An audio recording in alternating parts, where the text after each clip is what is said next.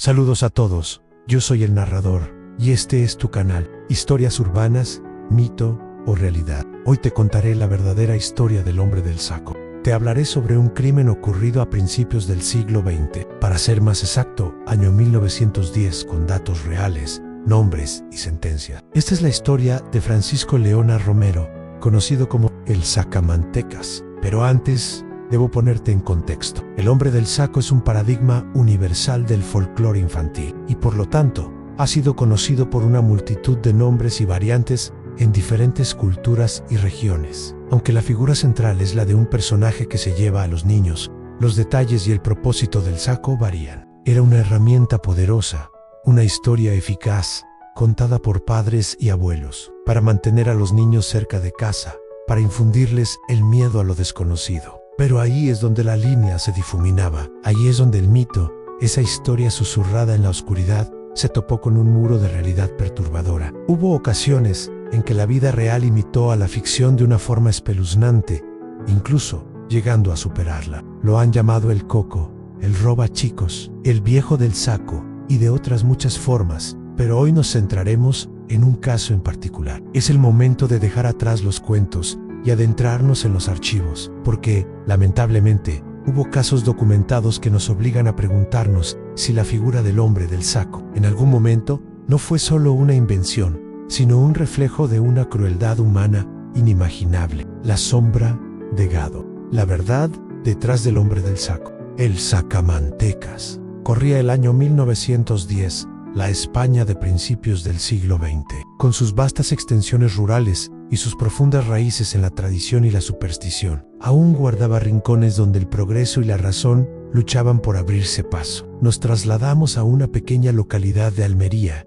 en el soleado sur de España, llamada Gádor. Era un lugar de casas blancas que se aferraban a las laderas, donde el sol quemaba la tierra y la vida transcurría con un ritmo pausado y predecible. En este rincón aparentemente tranquilo, una calma que parecía inquebrantable, el terror tomó una forma muy real y tangible, una forma que se arraigaría en las pesadillas de una generación. Un hombre cuyo nombre estaba destinado a pasar a la historia del crimen más espeluznante y cruel. Se vincularía para siempre con una de las leyendas infantiles más oscuras y siniestras. Fue Francisco Leona Romero. Su sola mención provocaba escalofríos. A él se le conoció con el infame y escalofriante apodo de el Sacamantecas. Era un nombre que resonaba con el horror, evocando imágenes de lo inconfesable, y pronto, por desgracia, la leyenda superaría cualquier ficción. La raíz de esta atrocidad giró en torno a una mujer, Agustina Rodríguez. Consumida por la tuberculosis, su cuerpo se marchitaba lentamente,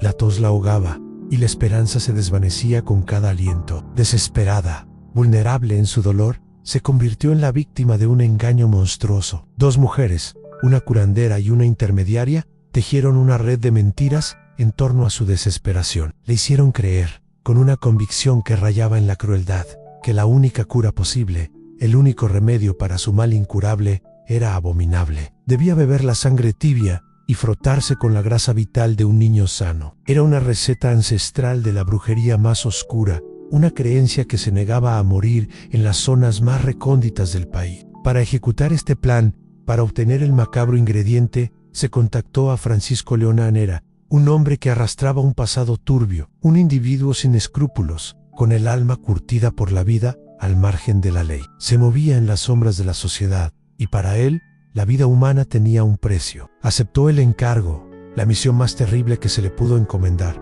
El Sacamantecas, con una frialdad que helaba el corazón, con una inhumanidad que desafía toda comprensión, se puso en marcha. Se movió sigilosamente, como una sombra más en la penumbra del crepúsculo. Su figura, ya de por sí imponente, parecía aún más grotesca bajo el peso de la intención. Secuestró a un niño inocente de tan solo 7 años, Bernardo González Parra, de un pueblo cercano. No hubo gritos que alertaran a los vecinos, ni testigos que pudieran detener aquel acto atroz. Todo fue rápido, ejecutado con la precisión de quien conoce su oscuro oficio.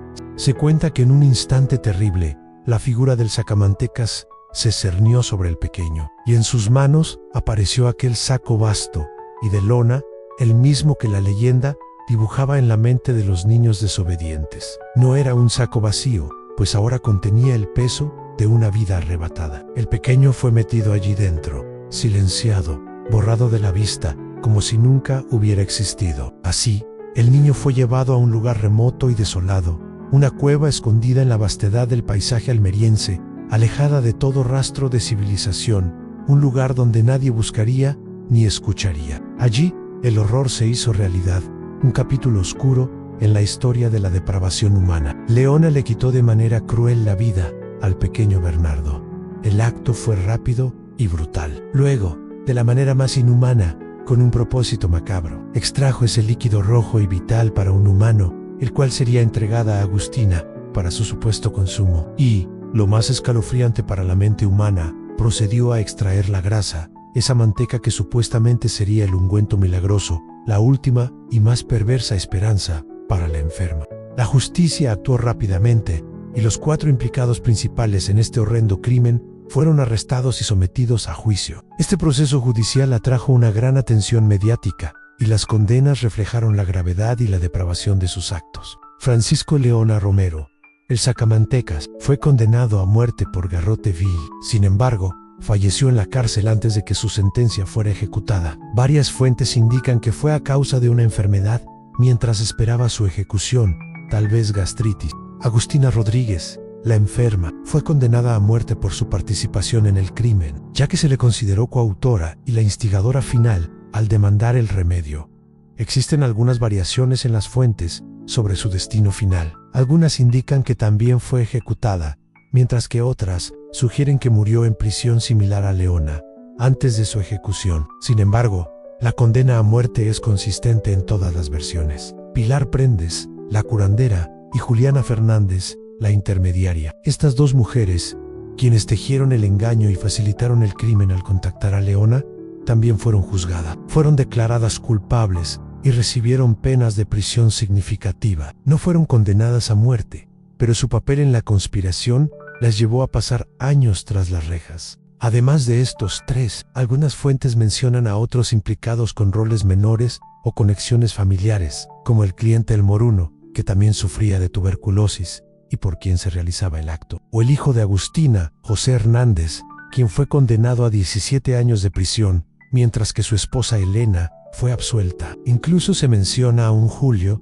el tonto, que fue indultado por demencia. Sin embargo, los principales responsables de la leyenda y el crimen atroz fueron Leona, Agustina, Pilar y Juliana. El resultado de este juicio, aunque brutal en sus condenas, sirvió para cerrar un capítulo oscuro en la historia de Gádor y para cimentar la leyenda del sacamantecas en el imaginario colectivo como un recordatorio de que los monstruos, a veces, son lamentablemente reales. La historia de El Sacamantecas se grabó a fuego en la memoria colectiva.